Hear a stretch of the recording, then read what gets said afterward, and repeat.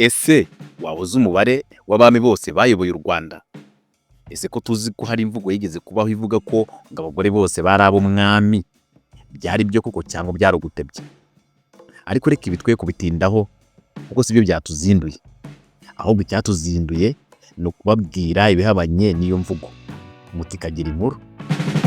U Rwanda rero rwayobowe n'abami 28. Muri abo bami bose batwaye u Rwanda harimo abami bamwe amateka atajya agaragaza ko bashatse abagore mu buryo bwemewe nk'uko umuhango w'ubukwe wabigendaga mu mateka y'u Rwanda.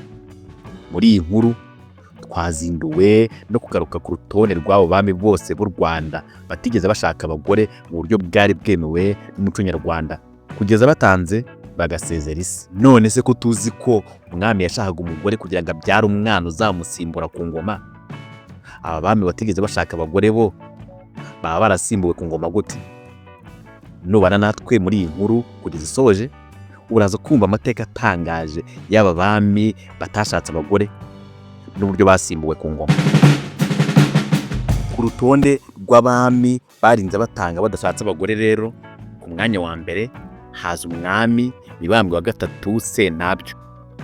Mibambwe wa gatatu Mutabazi wa kabiri Sentabyo ni mwene Ndabarasa wa Rujugira na Nyiratambo wa Sesonga, umugabekazi ukomoka mu muryango mugari wa Beka. Yimye ahasaga mu mwaka w'1741 kugeza mu mwaka w'1746. Irindi zina yitwaga ni Muhwera Zikamwa. Yimye ingoma azunguye se Kigeli wa gatatu Ndabarasa.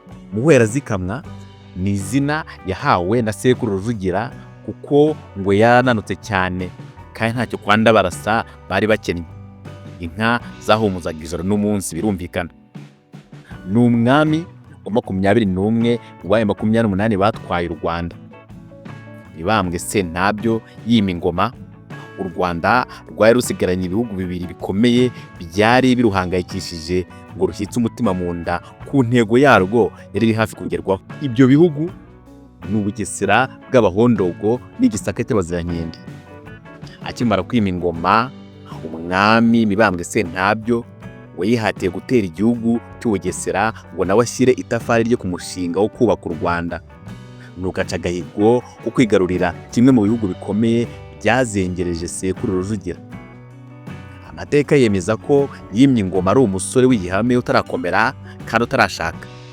Amateka kandi nta mugore uzwi atugaragariza ko Sentabyo yashatse, nubwo bivuga ko hari umuhimakazi wo mu Ndorwa babyaranye umwana w'umuhungu witwaga Nyezabo, aho yari yaragiye gutwarira se Ndabarasa nyuma y'uko u Rwanda rutsinze Ndorwa. Bivugwa ko wari igihe yibetaga akajya kwa Nyiratunga, wari umugore wa se wabo Gihana Nyamihana watabaye bucengeye ubwo u Rwanda rwaterwaga n'ibihugu 4 birimo Burundi, Ubugesera, Igisaka na Ndorwa. Sentabyo yari akunze kujya guhiga mu mayaga akarara kuri uwo mugore Nyiratunga wari umupfakazi wa Gihana Nyamihana. Nyiratunga uyu yari yabyaranye na Sentabyo umwana witwa Gahindiro, ndetse n'umwami Sentabyo ubwe ngo yemeraga ko uwo mwana ari uwe, dore ko ngo ubwo Nyiratunga yamubyaraga Sentabyo yanamwoherereje impano zitandukanye zo kumuhemba. Rusuka rwa Temahagari wo mu muryango mugari w'Abacyaba niwe wari umurezi w'uruhinja Gahindiro rwagombaga kuzungura ingoma ya se Sentabyo.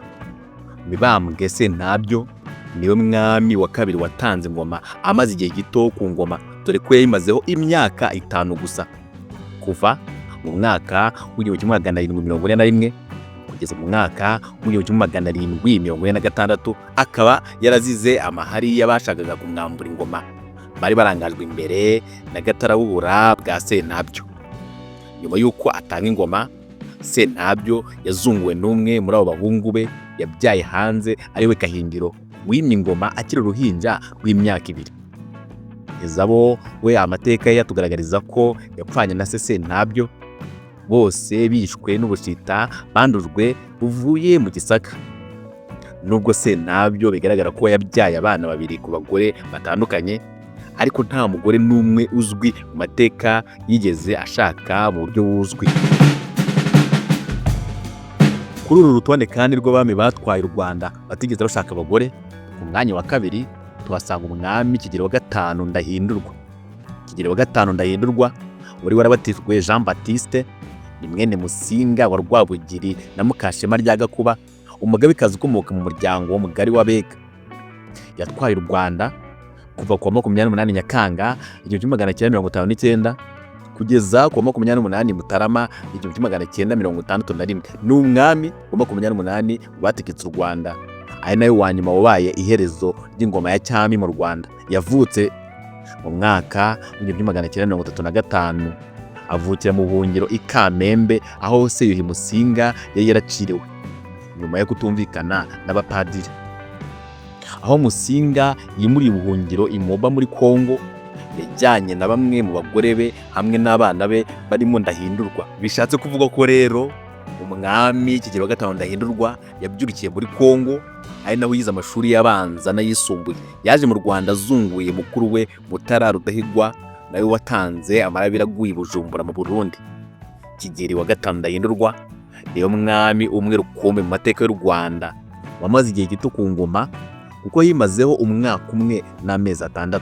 Iyo ngoma ya Kigeli wa gatanu Ndahindurwa ntiyatinze na busa, kuko ku wa 25 Nyakanga 1960 yagiye i Leopoldville mu minsi mikuru y'ubwigenge bwa Kongo. Kuva ubwo ntiyongeye gutwara u Rwanda, kuko nibwo ubutegetsi bwe bwahiritswe n'abaperimehutu bashakaga kwigobotora ingoma ya cyami bakimika repubulika.